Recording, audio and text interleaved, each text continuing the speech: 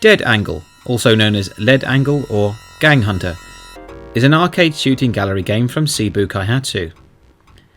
It first saw the light of day in 1988 in the arcades and was the follow-up to Seibu's 1986 game Empire City 1931. In the game, you play the part of George Phoenix, a hard-boiled private detective whose girlfriend Jane is kidnapped by gangsters and held captive by your arch-nemesis, mob boss Robert King.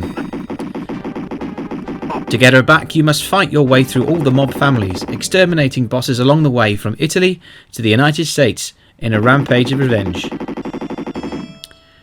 Despite being a shooting game, Dead Angle actually employed an 8-way joystick to control a crosshair around the screen. George is seen on the screen in the form of a transparent silhouette, just like in Dynamite Duke, incidentally also made by Seibu. To stay alive, you must eliminate the enemies on screen, culminating in a standoff against the boss, all while keeping George's silhouette out of the firing line. Don't be fooled by that generous looking life meter. 3 hits and it's curtains for you. You begin equipped with a pistol that apparently has an infinite supply of ammunition, and thank God, because the enemies come thick and fast. Also in your arsenal is a limited supply of grenades for taking out particularly tough bad guys or large numbers of them. Shotguns and machine guns are available to you as power-ups, as are extra grenades. If you're low on health, you can find the medikits to heal you, but go careful because these are in limited supply. Fight your way through waves of mobsters in the streets, a ship, hotel hallways, and even a farm to wipe out all the gangsters and get your girl back. In 1989, Dead Angle was ported to the Sega Master System, and it's the only home console port it ever got. Just as in the arcade version, this port used the joypad instead of a light gun. As can be expected, the 8-bit version is missing a fair chunk of content.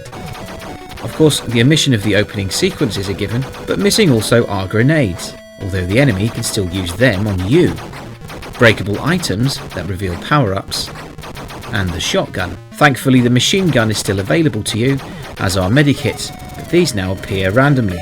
Gone also are a number of levels of the game, presumably a trade-off due to the Master System cart's available space. There are only 6 levels as opposed to the arcade's 8. The farm and ship levels have been excised. There are also no obstacles for you to take cover behind, so instead the Master System version adds a duck mechanic, although while ducking you can't move or shoot. Presumably it was added more to give the second joypad button something to do. Unfortunately, the game is marred by somewhat infuriating issues. Enemies pop out of thin air and often do so right in front of you, making evading their gunfire impossible. This makes for some very cheap deaths. The silhouette follows the crosshair movements, but very slowly, and so sometimes you can't move away from enemy fire quick enough. However, despite these limitations, Dead Angle on the Master System is a good crack at a competent arcade conversion. It's certainly tense, occasionally atmospheric, and at times can get your adrenaline pumping. One level of note is the hotel lobby, in which you and the enemies engage in a pitched gunfight in a cramped corridor, and there is no escape up or down. It really adds to the sense of danger. It boasts a very cool soundtrack full of jazzy tunes that really evoke the feel of the 1930s, and the sound effects are for the most part good, save for the mournful boop sound made by enemies when you kill them. This is made all the more odd given that George cries a digitised ouch when killed, something not found on the arcade version. The bosses are varied and come with their own abilities and weapons. Boss Enrico comes armed with a Tommy gun, while Salvatore has at you with twin magnums and looks decidedly more brutish than his arcade counterpart. Orazio's weapon of choice is throwing knives, which make a lovely satisfying ching sound as you deflect them with your bullets. My personal favourite, however, is an unnamed boss in the penultimate level who makes the baffling choice to lob grenades at you whilst inside a building, for goodness sake. The final showdown is the inevitable reprise of all the bosses you encountered before, finishing in a battle with the boss, who hides behind bulletproof glass while using your girlfriend as a human shield. The bloody coward. However, so long as you can avoid his gunfire, and if your aim is true, you can dispatch him with one shot.